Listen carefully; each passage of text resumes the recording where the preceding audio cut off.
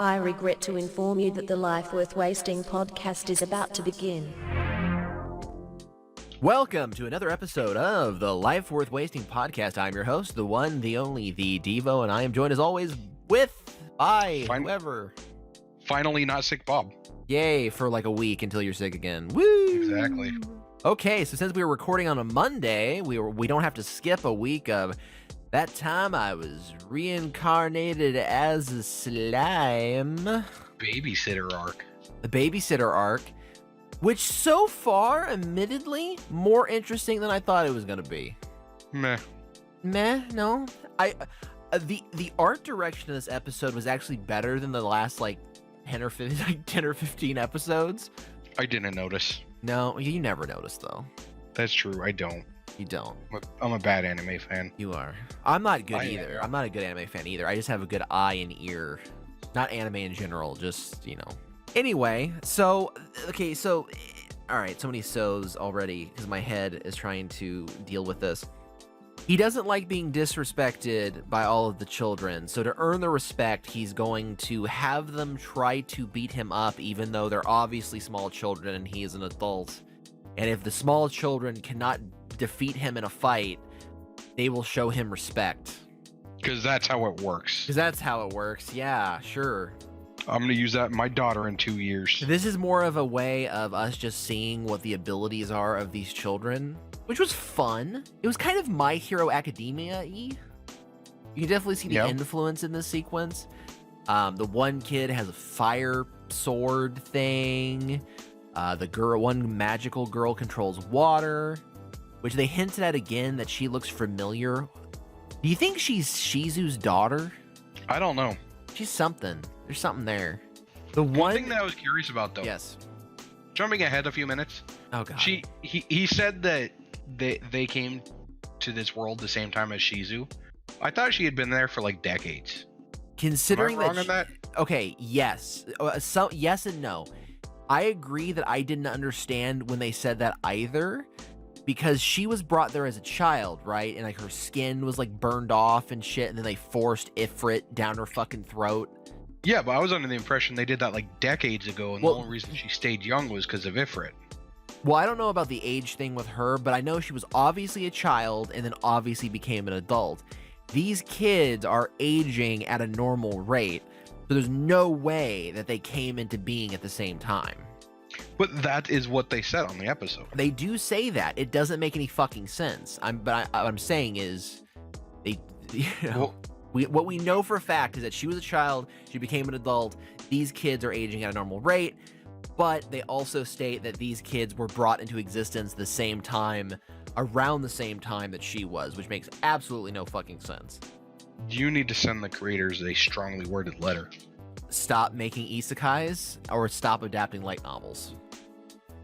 Both. Oh god.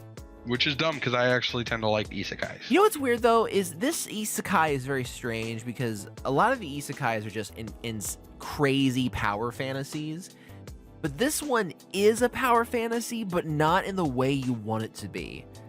I don't want to fucking be Slime Bro. He's not getting all the pussy. He's not the fucking major Doesn't hero. even have a dick. He's Peace Boy. He's pussy ass, just save the day Peace Boy. I don't give a fuck. He's Marcus in Detroit Become Human. Oh, fucking God. I went the Peace Bob. route. Fuck you. So are you gonna sing? You gonna sing and turn everybody good? No. No? I did fuck up, though. Okay. Well, we're not gonna go into that because no one knows what the fuck you're talking about. So we're gonna continue on with reincarnated as a slime. I gotta restart it. I got Kara killed. You fucking... God damn you. Alright. Not going to get caught up in that. Son of a bitch. You know you want to. You know you want to. I know, but no one knows. No one cares. We're not gonna go into that tangent. Anyway.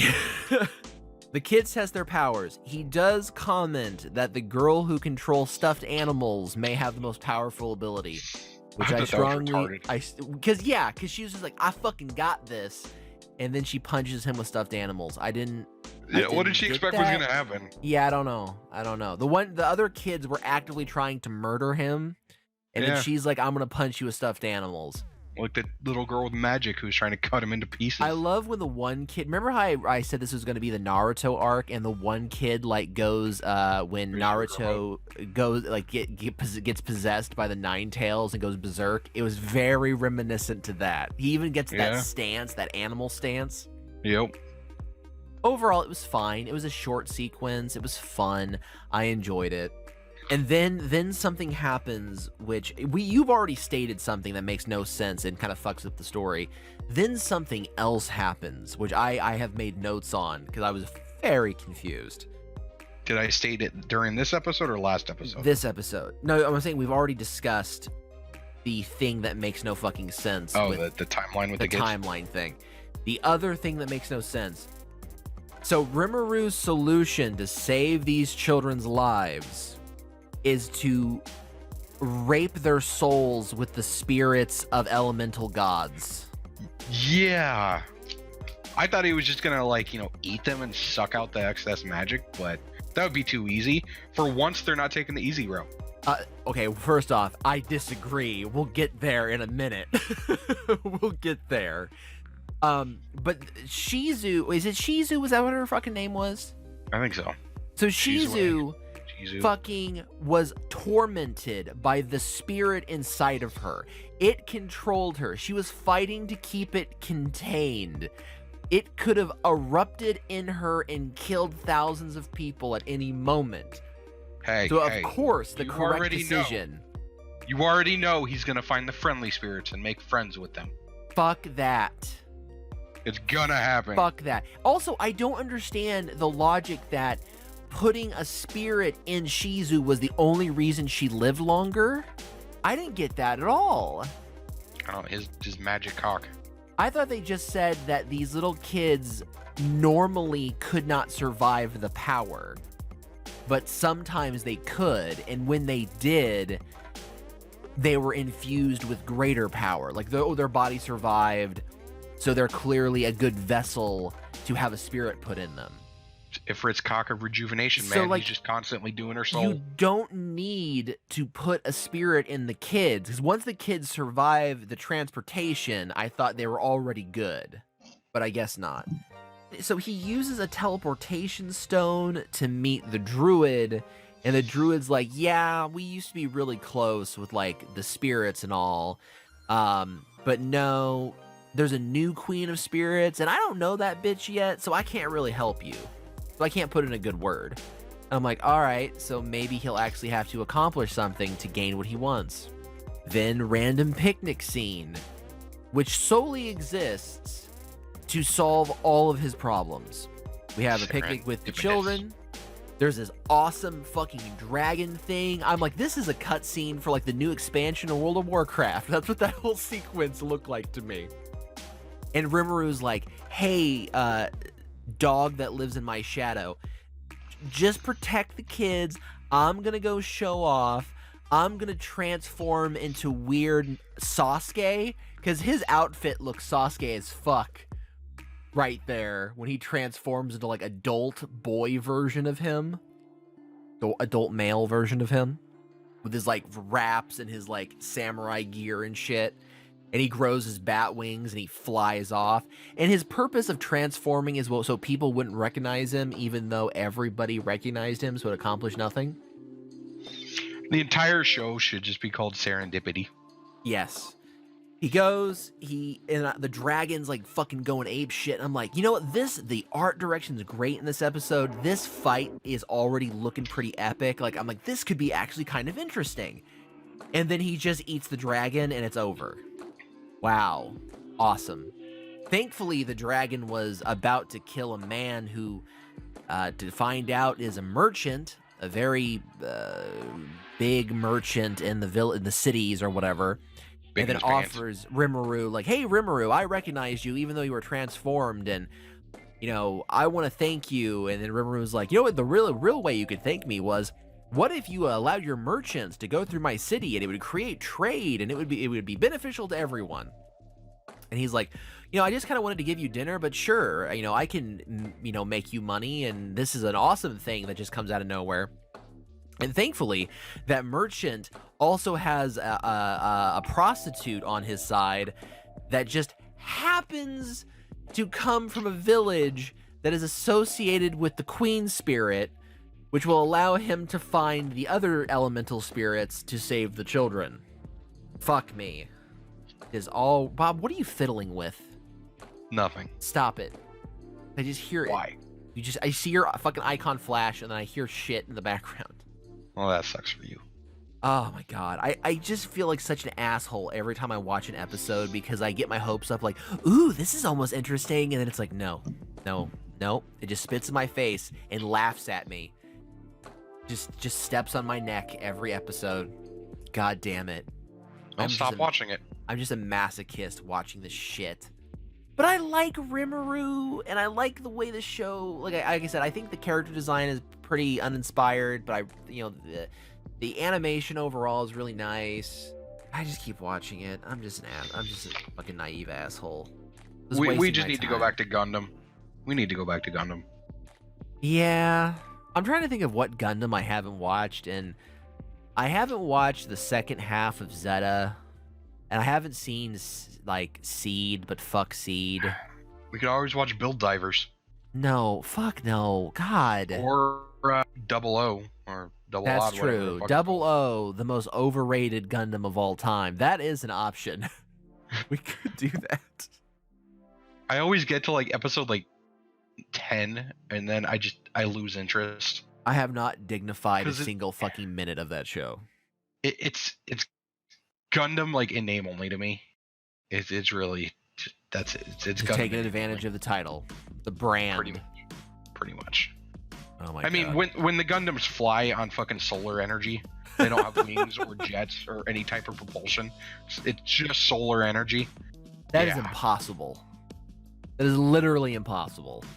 And a beneficial side effect of their solar flight is the jam communications of everything else but them. Isn't that essentially how the Pulaski particles worked anyway? I don't know. Isn't that the point? That they're it wasn't solar powered though. No, that's true. They were realistically like nuclear powered. Yep. Okay, well, let's move on. And they release pretty particles. They do. It's very pretty. I'm gonna quickly go over JoJo's Bizarre Adventure Part 5: Golden Wind. This episode could be the beginning of something amazing. I know that it's not because I've read the manga. But this episode, they finally get Trish, the bastard daughter of the mob boss, to the location where she's supposed to be safe. They get to this like church on an island that's inhabited by like cats. How many episodes in is this? Like 18, 17, 18, something like that. They arrive. They get a message saying, "I want Trish and one bodyguard with no weapons to go into the church, get into an elevator, go up the tower, and you will meet me and pass me my daughter." And then they're like, okay, like JoJo's like, well, obviously I want to take her, wink, wink, because JoJo wants to kill the mob boss because he sells drugs to the children. But the capo is like, no, I'm the capo. This should be my doing. I'm the one who should be involved. But hey, JoJo, you know that brooch you have? That brooch is good luck. So why don't you go ahead and give that to me, wink, wink. And he gives him his brooch, and the brooch has been turned into like a bug that he's going to use as a tracking device. So they're going to put it on the mob boss so they can find out where he's located so they can kill him later.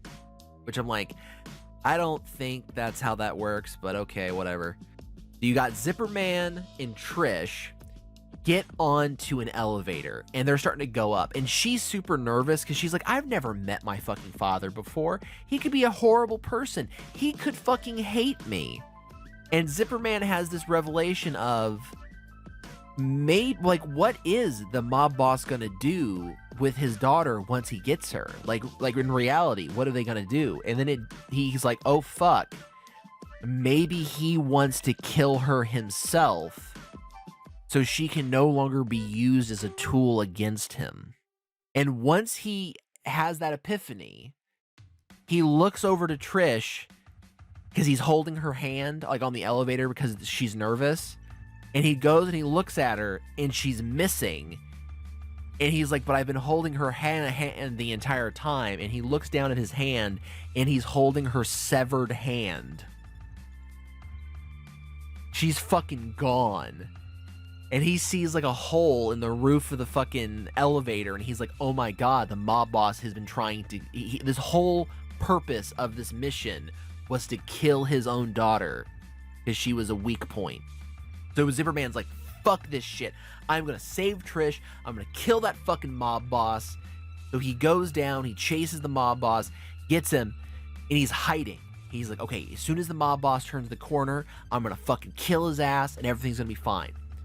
The mob boss, without even seeing Zipperman, goes like, bitch, I know you're there. And if you fucking show yourself, you're dead. And Zipperman's like, I got no fucking choice but to take action anyway. And now this is where it gets really kind of lame.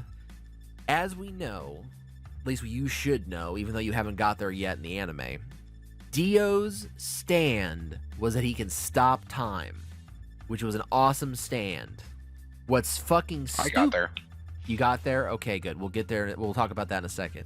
What's fucking stupid about this is the mob boss's stand allows him to delete moments in time. So what he does is that he lives a moment in time and then deletes it so he can essentially go back in time and then relive the moment as if he had precognition of what's happening. But it only works within a certain range and in a certain amount of time, which is OP as shit, but also really fucking lame because it's like really no different than the time stopping thing. So it's just, it kind of just feels unoriginal. Mm-hmm. The whole time, the mob boss is hiding behind his stand, so you still never see what the mob boss looks like. And when he talks, the stand's mouth moves, so it's like he's talking through the stand. And yeah, Zipperman gets fucked up real bad because he basically can't do anything because the guy can see like a few seconds in the future. And Zipperman gets injured to the point of death, and then the episode kind of ends. So it's like, whatever, I guess. I'm kind of like less enthused by this because I'm like, where can this really go from here? But like I said, I read the manga, so like I know where it goes, and it's very, very treading water. Because you have this moment where you now have the ultimate villain set, right? So now that they know about the ultimate villain, it should be they get fucking kicked to the curb. This should be like the Empire Strikes Back of this season. They should be as low as they can get, and they have to work their way back up to fight the final boss, right? That is not where this goes. It is way fucking dumber than that. That's pretty much all I have to say about JoJo. So, Bob, how much have you progressed? What has happened in part 3? They basically told you his power. The team doesn't know about it yet. The group doesn't know about it yet. But they've basically showed it to you when like Whole Horse goes to him and the worldo tries to kill him. Yeah. I've got to the point where they killed the second gambler boss or brother. I hate that with episode. Was that the episode with the baseball?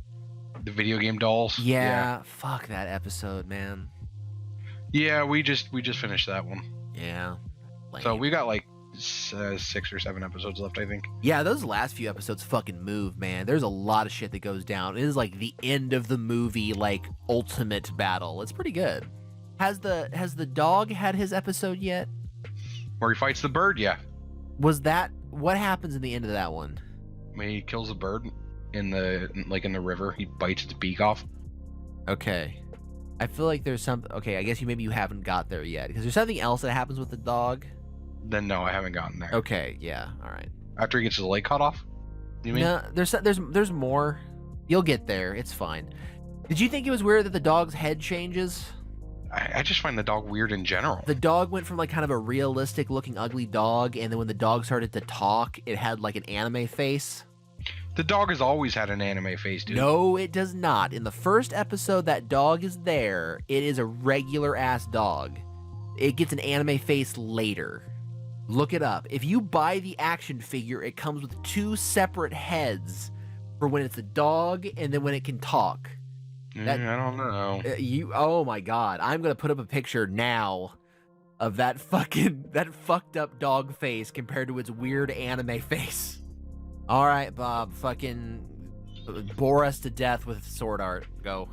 Bore you to death with sword art. Yes, the internet is abuzz with this being the best, like, most interesting event in episodes.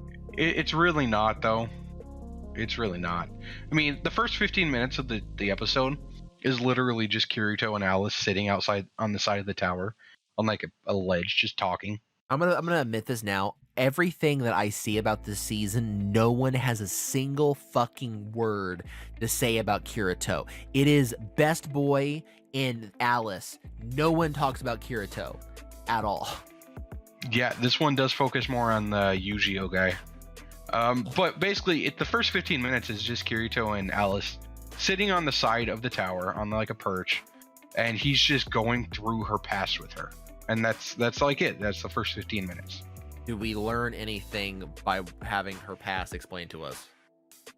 No, not particularly. It's just him explaining it to her and trying to convince her not to basically kill him when they get to the top. So, Wait, and that's it. Why would that happen? Because they're enemies. Because she's been like brainwashed by If they're leader. brainwashed, why the fuck is she talking to him about her past? Because both of them are gonna she just doesn't remember her past. She's not necessarily evil. So he's telling her about her past. Yes. And then the last yes. few minutes is fucking Yu-Gi-Oh going up the tower, finding the leader, Who's and the then leader? the purple hair granny, hot granny. Why is she a granny? How is she, like, what's her relation to any other character? There is none. She's just the leader. She's like hundreds and hundreds of years old. Basically her backstory is that before all of the like in-game magic was discovered, her father put her in charge of researching it, and she got so powerful, she took over. She created her own religion to control everyone, and then she outlawed everything. So this is her, people? this is that character. This is the character who did everything. Okay, got it. Yeah, and then she gets super old, and then she figures out how to make herself young forever. Yeah. And but then her memory doesn't have enough. She doesn't have enough RAM, and her memory she starts forgetting stuff. Okay. So she starts copying her own mind into other people. Sure. And well, that's her backstory. So Yu-Gi-Oh goes up there. He finds her, and she wakes up and she starts seducing him and saying that she loves him and all kinds of shit. Then she gets naked, and they're totally gonna bone. Do you think they're actually gonna Except- bone? No. They're not. He thinks they are. But then she tells him to like release the protections on his core, which is like his program. Oh, okay, I thought that meant unzip his pants, but No, she basically gets like admin access to his programming by tricking him, and that's the end. Because he's a true AI, right? So he has no human body. Yeah. Okay. The only one that has a human body in that Kirito. world is Kirito. Yeah. All right. That we know so. Now, this is a legitimate question, okay? I don't want to fuck around here. Is Kirito the main character of the season? I would say no. Okay, good. I would honestly say that the fucking Yu-Gi-Oh character is more of a main character. People seem to like him a lot more than Kirito, I'll say that. Kirito's he's been outplayed, man. He's just fucking been through awful. everything. He's awful. He was good in season He's 1. never been good. You are delusional as fuck. No, he was good in season 1. Okay. But ever since season 1, he's just too powerful. He knows everything about I'm every gonna game. admit this now. Anybody who has any interest in me ripping apart season 1, your time may be coming. I have ideas. I have a notebook with ideas on it. Things are in pre-production. We will watch it together and record while he watches it. Not while I watch it, no. While you watch it. Not while I watch it, no. No, we're pulling a Bible Black on this bitch. No, first off, we were never gonna watch Bible Black live and comment on it. We're not gonna MS3K we were. Bible Black. No. Well, we should. No. Just so I know your hand's not on your dick. Even though it probably That's, still will be. first off, there's going to be, if the Bible Black thing ever happens, which it won't, considering we've lost more subscribers in the last 3 months than we've gained. I blame you for that. Yes. An interesting our lack of Gundam has ruined us. I was going to have a FAP counter. That Really? Yes. First off, you know about this. Actually, I animated a ring girl who is going to count every time a FAP-worthy scenario happens. It was amazing. It'll never happen, though. It'll never happen. It'll never happen. So I have so many assets that are never going to get used. I had so much shit in production because I thought, you know what? We got like 9 subscribers in like a few weeks, and I was like, okay, you know, in like 6 months, when we'll have 100, it won't be a big deal. No, we've lost some. We've gained, and we haven't gained a single subscriber in like 4 months. Yep. It's great. It's amazing. Because we're uninteresting. I guess. Yeah. It's true. I think it's, like I said, I think the reason is people came to us because they wanted people who talked about Gundam, which I understand, but it's like I wasn't going to have an entire channel dedicated to Gundam. Like, it's just not going to happen. I mean, I'm going to fucking start putting gaming videos on this fucking channel. Like, no one's going to give a shit. More people are going to start unsubscribing. You know, fucking motherfucker, I showed you what I've been working on, the template. I was thinking about playing through Metro, recording that. I hear the new Metro is really good. Yeah, I like the Metro games. I would watch that. Yeah. It should be good. Maybe mute you, but I'd watch it. That's fine. Because I can't keep up talking for the entire duration. That'd be impossiable. Just don't show your face. I'm not. Don't worry. Not a problem. You just need to have a video of fucking like Post Malone in the background. I'm sorry, I hate that guy so much. I know. I don't know why you have such a hard on for fucking Post Malone. I hate him so much. I think we lost a subscriber and got downvotes because of our comments on Post Malone. I made the mistake of putting his name in the tags. Oh god, that's why. So I think it got recommended to some people it shouldn't have, but I thought, hey, maybe we'll get some views off it. Fuck it. You fucked us. It's the reverse. When I put slime in the title, we get like 30 views in like 2 days, but then fucking I propose Malone in the tags and we lose subs. It's because Post Malone's a fucking loser. Oh god. Literally, he lost his subs. It's fine. Yeah, he did. He is a loser. He lost his subs. God damn it. Fucking. Okay, you know what? Sword Art's gonna remind me of this, so I'm gonna hold on. All right. So, Sword Art, as we've commented before, Sword Art single-handedly created one of the biggest anime YouTubers around. A guy who's been around for years. One that he's a sick motherfucker who I would not want to be alone with in a room ever, but... Daquan Wiltshire? Oh, I don't know who that is, but sure. Was that black guy I linked you? Oh, well, he's fine. I'd have a fucking 40 with him. It'd be fine. Until you found out he went to jail. So what? And he might rape you. Whatever. I'm playing. Anyway. So Digi, the most famous Sword Art online. Edit that part out. Why? Just cause. Are you afraid he's coming after you?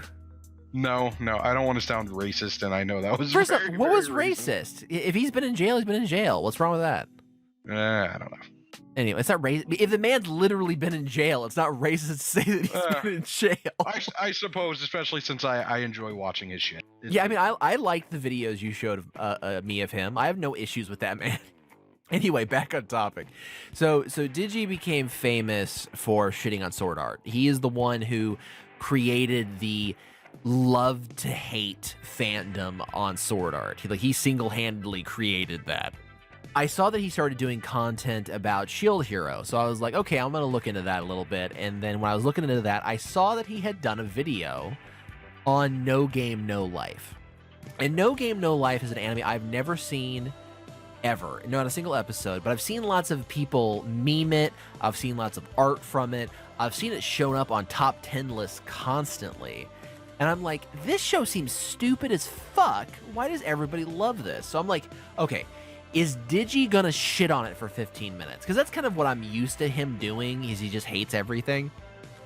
But I watched this video, and it is the polar opposite. He licks the nuts of fucking No Game No Life for like 15 minutes. It was insane. Now when I say he licks his nuts, it's nuts. It's because he projects shit all over it that's not there. He has this thing where he tries to explain why isekais about otakus are so popular, and he equates that weird shit where people think that autistic children are like the next step of evolution, where otakus, people who refuse to work a fucking job and don't bathe, are the next step of human evolution. He argues this legitimately, and that No Game No Life is an example of how otakus are more evolved than regular people. And oh my fucking god. But besides that, though, he did make some points about the show that interest me, where the idea that it's an entire universe based on logic, and if you understand how, you know, how beings that are 100% logical function, you can essentially cheat the system. And I was like, okay, that's actually a really interesting premise. So he kind of encourages me through this video, this delusional video, to give it a shot. So I am going to download No Game No Life and start watching it as of this week.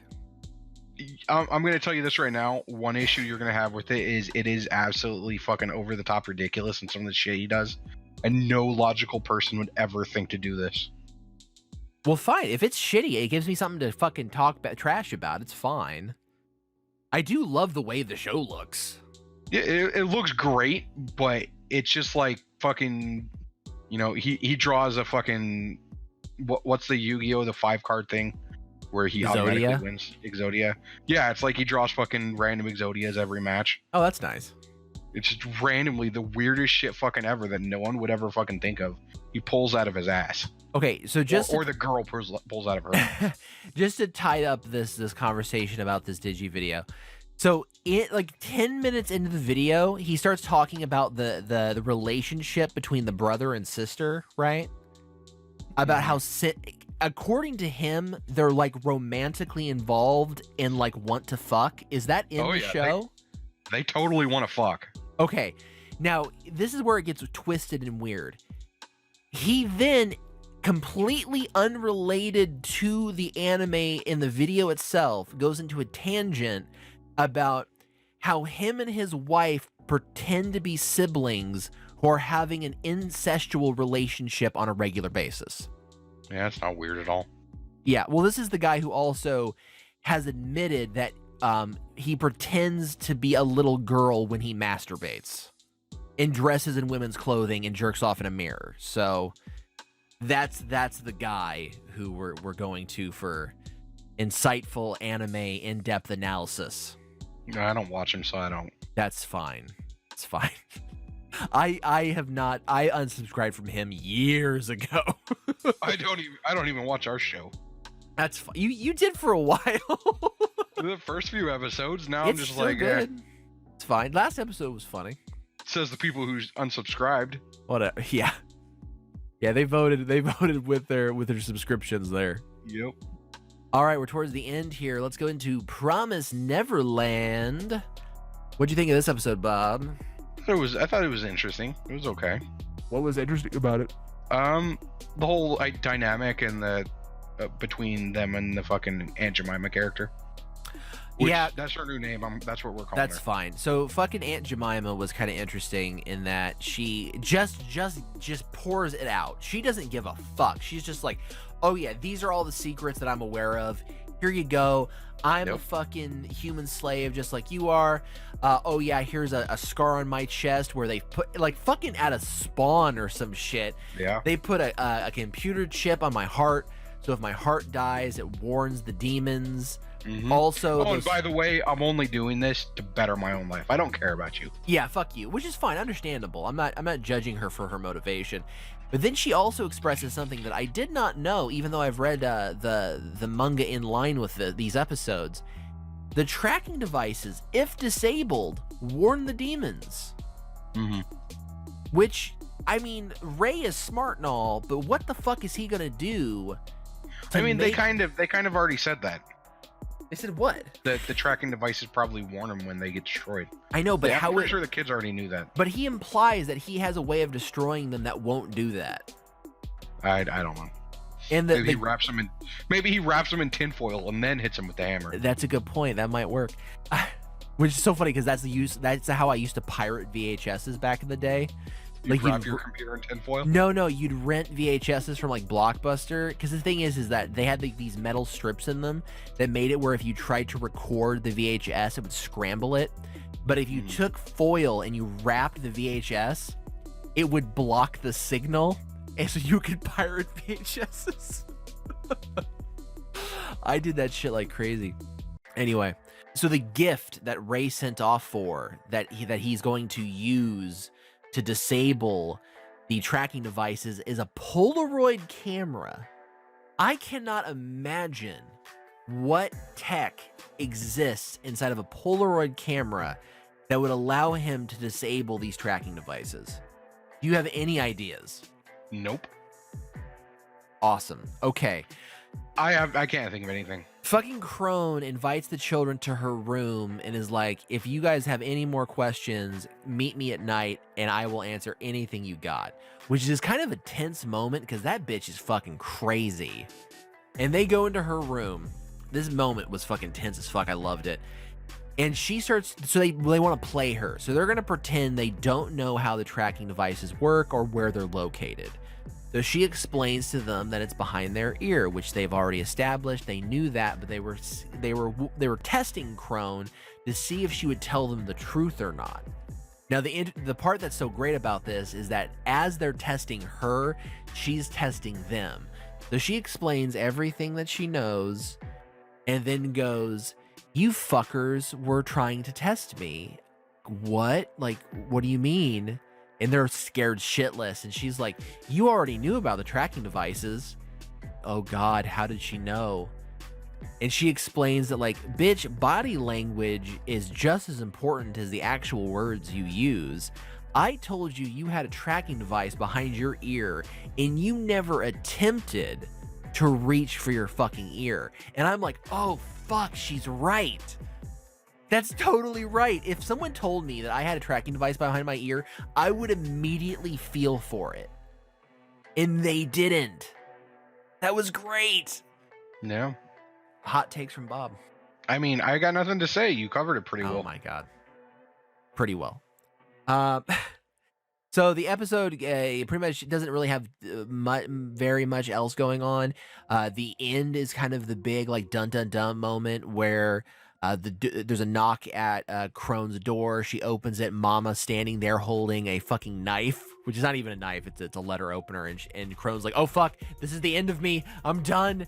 And then Mama, the most perfect way possible, just keeps that smile and flips the paper cutter over, hands it to Crone, hands her a letter, which she opens up and looks at and is like shocked by the contents, and the episode ends to be continued. I can pretty much guess what do you think was in the letter. Okay, so Mama implies that she kind of has a solution because she's like tying up loose ends, and that she is going to do something to get rid of Crone. So I think what she does is I bet you that she recommended Crone to be a mama so she'd get her own house and get the fuck out. That's what my suspicion. And I bet Crone's just shocked, like, oh fuck, I'm being offered exactly what I wanted. All of this risky shit's not even necessary now, but like, is this a trick kind of thing? Which it could be, who the fuck knows? Yeah, I mean, other than that, not a ton happened. That was kind of it. And unfortunately, that's pretty much all we're gonna have to say about the rise of the Shield Hero. Yeah, that wasn't Shield Hero. That was Promised Neverland.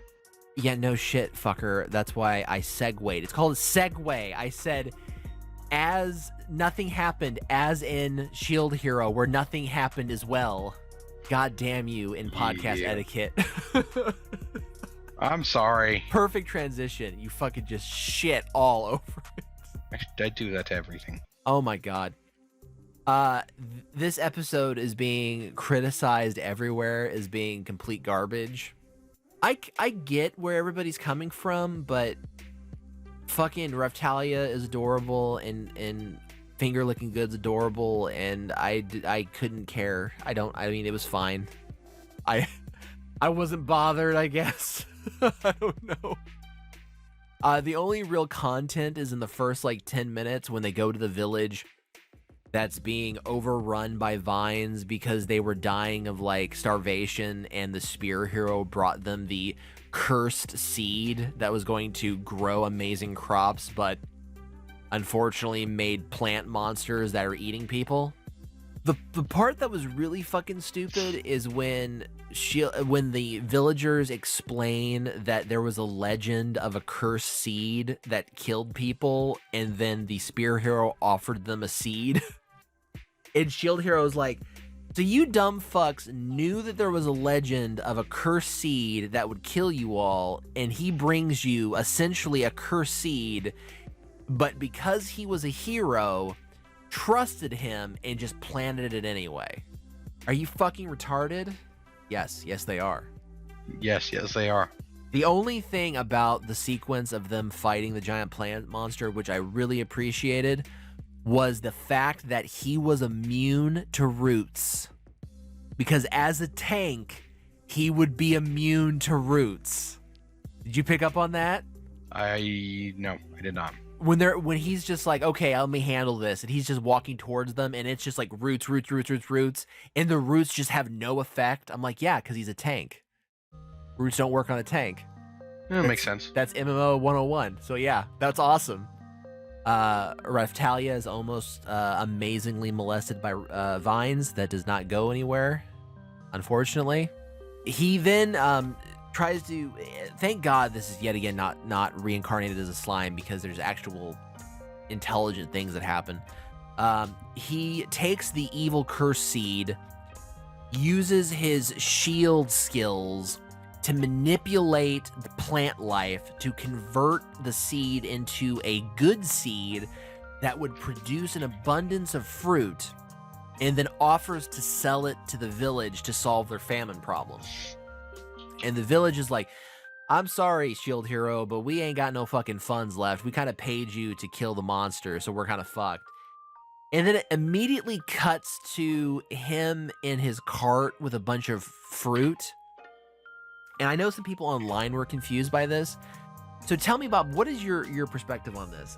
I believe one of two things.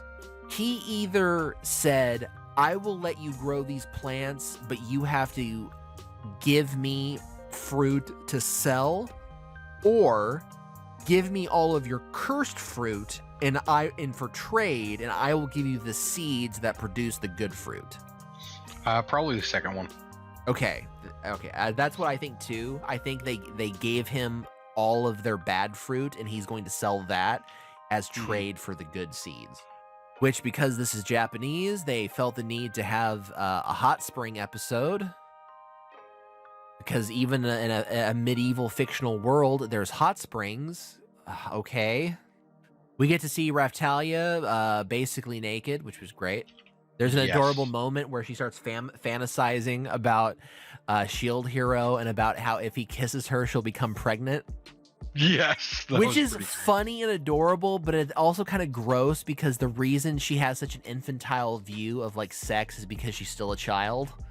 And I was like, ew, that's kind of ooey. I didn't like that. It's kind of ewy. Ewy. She then wants to share a drink with Shield Hero and walks into the bedroom, and Shield Hero is combing Finger Licking Good's hair, and that moment was adorable. That was my favorite moment in the entire episode, is him combing her hair, because it's just that like fatherly, like, just shut the fuck up, let me comb your hair. He just didn't give a shit. I thought that was adorable. I like the idea that since they're trying to make Raftalia more of a romantic love interest, that, Phrylo has taken the daughter position, which is totally cheapened minutes later when Phrylo's like, yeah, I want to fuck Master. I want him to become my mate. Would you hit it? That's not the point. The point is that fucking Phrylo, who's his daughter Rue. That's a yes, everyone. God fucking damn it, Bob. Stick to the topics. Where it gets completely insane is that Raphtalia is hunting for a crystal that can be used as a love charm that she's going to give to Shield Hero, and Phrylo is looking for a super rare egg that makes delicious food that she is going to give to Shield Hero. That just somehow ends with a giant chicken thing that happens to have the crystal that Raphtalia needs just stuffed in its feathers for no fucking reason. It was like they fucked up and they were like, oh shit, she was looking for a crystal, just tack it on there. It's just stuck right there in the nest. And then you have the boar that changes sizes like 4 times. It does. The boar, completely inconsistent in size. This entire episode, okay, all right, I'm just frustrated because all of this is unnecessary. You don't need to create artificial conflict between Phrylo and Raphtalia, and then have an episode just to justify them having an understanding, like they help each other, and then they come to an understanding where like, okay, we're not competing anymore. How about just not have that conflict to begin with, and you don't need to have this fucking moment? They kill the boar, they sell the boar, they use that money to buy him a tool, which allows him to make better goods, and he's very thankful to them. And he overhears some merchants being like, there's a lot of health potions being sold in a nearby city because there's a poison dragon. Cut to poison dragon. In the manga, this episode doesn't exist because it just immediately goes to fucking poison dragon. You don't need to have the hot spring episode that really accomplishes nothing. What you do? I mean, we got to see Raphtalia's tits, kinda. I don't know. Oh, I wish. Yeah. Yeah. And I don't even think in the Blu-ray are we gonna get nips. No nips. You have anything else to say about Shield Hero, Bob? No. No? Okay. Nope.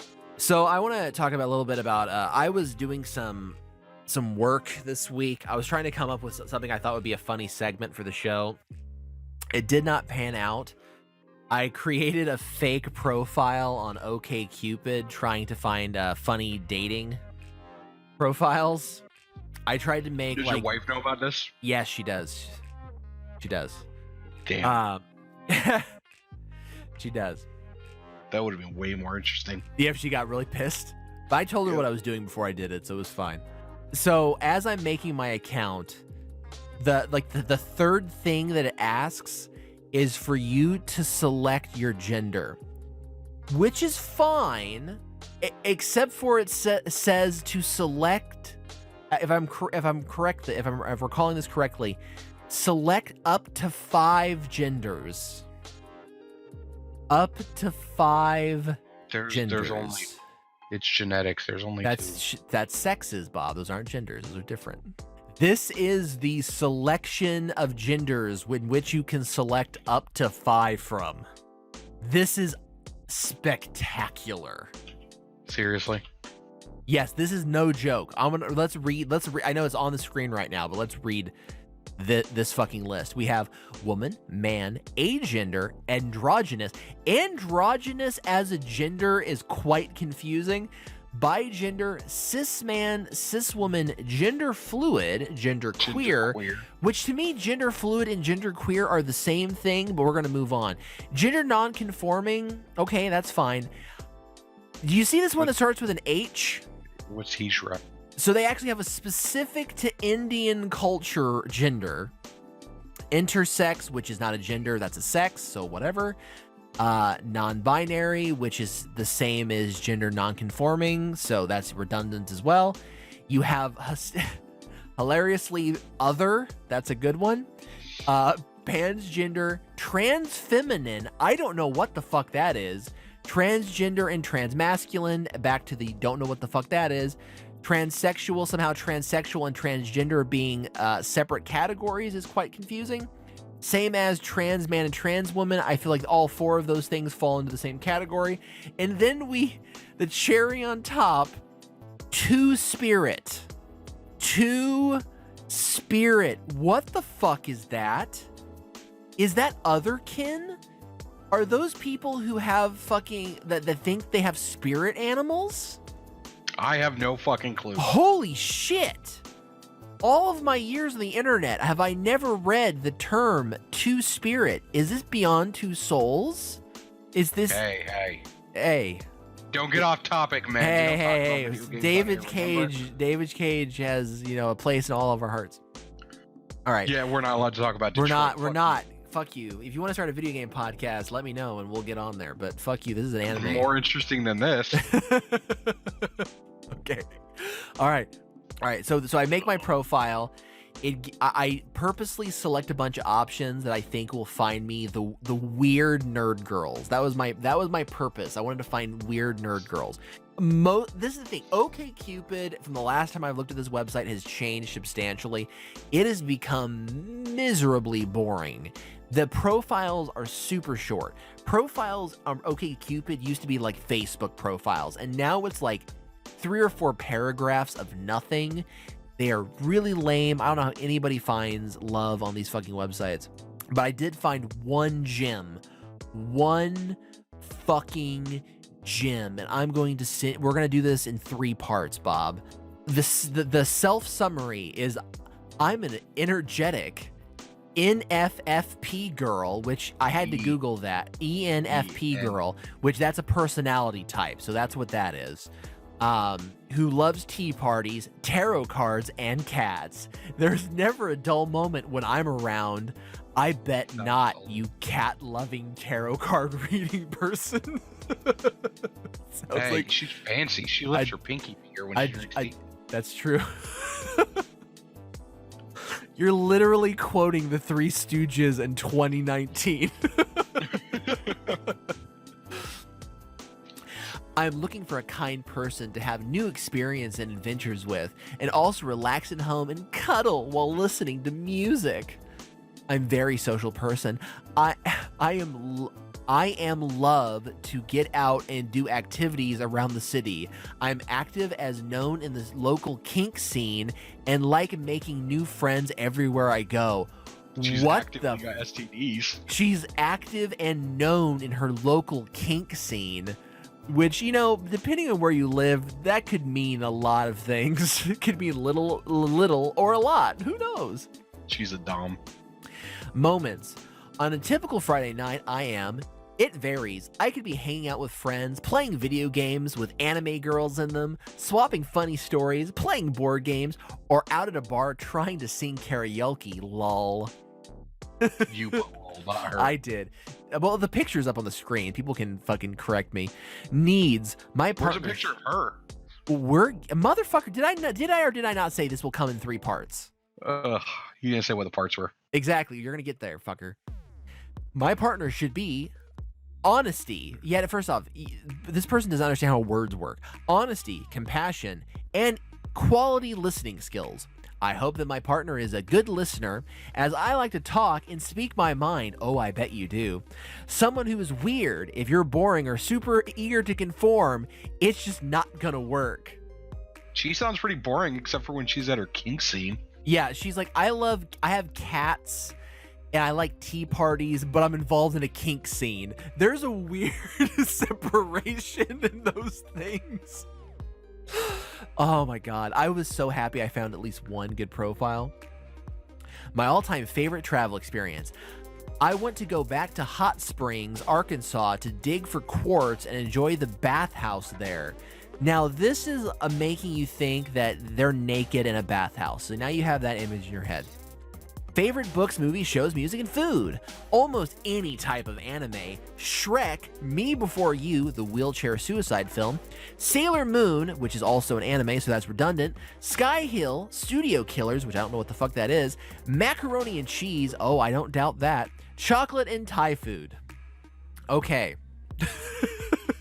Now, Oh, okay. My other two parts, Bob, and you tell me what order you think would be most appropriate for us to go in. I have a series of pictures, which we're going to count as one part. And then I have more to her profile who goes deeper into her kinks. Would you like her kinks first or her pictures first? Which do you think will be more impactful? Send the kinks first. Okay, we're going to go into the kinks. Oh, God. What I'm actually looking for, I'm going on dates with this person who isn't on OkCupid, and I need someone who's okay with that. So a cuck, if you are still interested in me and my eccentric life and want to go on dates with me, I would hope that you are weird and kind, a person who is interested in non-monogamy, and someone who wants to cuddle and have tea parties.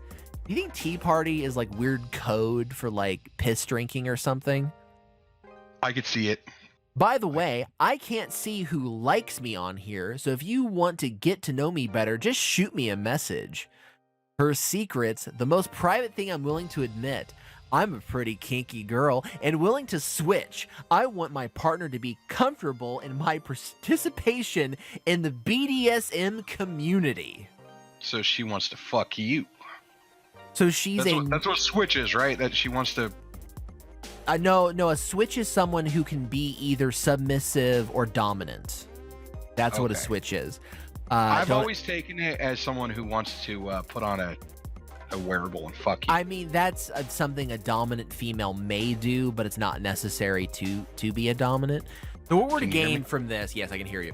What we can get to gain from this is that this is a person who does not like monogamy, who's currently in a relationship with somebody else, and actively participates in the bondage sadomasochistic community, who loves tarot cards, tea parties, karaoke, and anime. That's where we are right now. Okay, so now the payoff, Bob. I'm going to send you a series of images of this person. Now, before I send you a picture of this person, I want you to give me a prediction of what you think this person looks like in physicality and in fashion. I want to say baggy clothes, average build, and dull brown hair. Average build. Okay. This is the thing. Maybe a little thick. Could see what you are saying, except for there's something that's inherent to women who say they like tea parties. They don't dress like tomboys. They dress like women. Okay. So, okay. So we're going to go here. Now I'm picturing like Moxie from the fucking Borderlands games. Like a bustier and a fucking tall hat. Oh my god, that would be so much better than the reality of it. Here's image 1. Nope, I pass. I'm out. Uninstall. Delete. Yep, Become an anon hero. My profile. I'm gay now. Yep, you've signed out of Skype. No. Yep, I signed out of life at this point. That's one. We're not done yet, bitch. Now, this is the profile pic. Right there. I'm going to somewhat censor these images just to protect this person. I love the brass knuckle necklace. The devil horns and small crown, and then a series of symbols, which I think are genders. I'm not sure. Yeah, I can't tell if that's a dude with a wig on. That is not a dude. That is in fact a female. That is unfortunately a female. Now, the image that made me hysterically laugh to the point where my wife needed to check on me to make sure I was okay was this image right here. It fits. It fits. Oh my god. This person probably likes Minecraft and Sonic the Hedgehog, if you know what I mean. Holy fuck, that everything. This is going in the keep forever folder. If it's only me and her left on the planet, I'm gonna end myself. You know, I'm a dude who likes big girls, but no, not this. No. No, because I'd feel like I'm fucking a disabled person, because that's what I'm getting from this picture, this third one. I did you before I did her. Oh, no. We don't need to immortalize that on the internet. But yeah, that was the only gem I could find in my dark, deep hunt through OkCupid. I do plan. I have two other things in mind, Bob. Tell me if you think I should invest in these two plans. First one is farmersonly.com. Yes, do it. Farmersonly.com is one. There is also, apparently, I don't want to give too much information, okay? There is a website out there that is essentially a hookup dating site that is designed like Facebook solely for furries. I may or may not make a profile on said website for two reasons. One, so I can look at other people's profiles.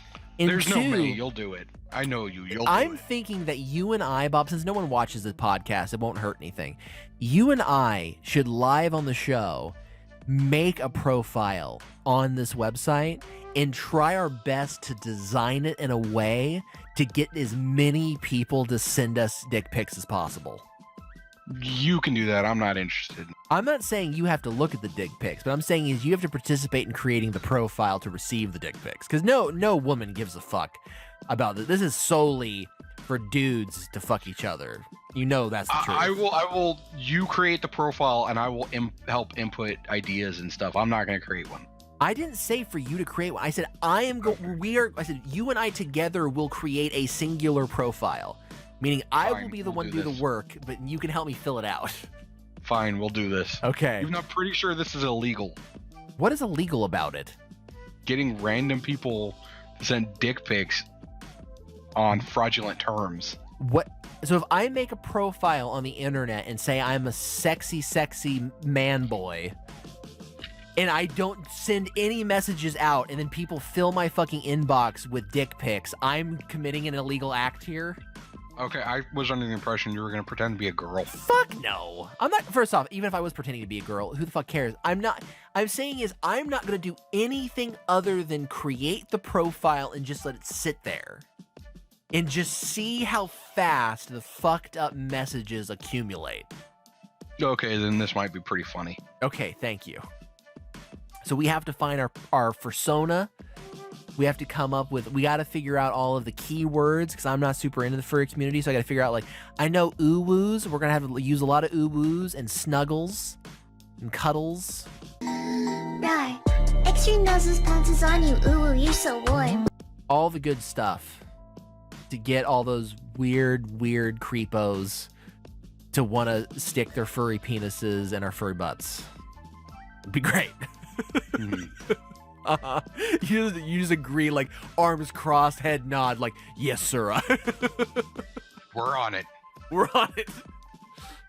Mission accomplished. All right. Let's head out, Bob. Say goodbye to the people. We're going out on a high note. See ya. Bye.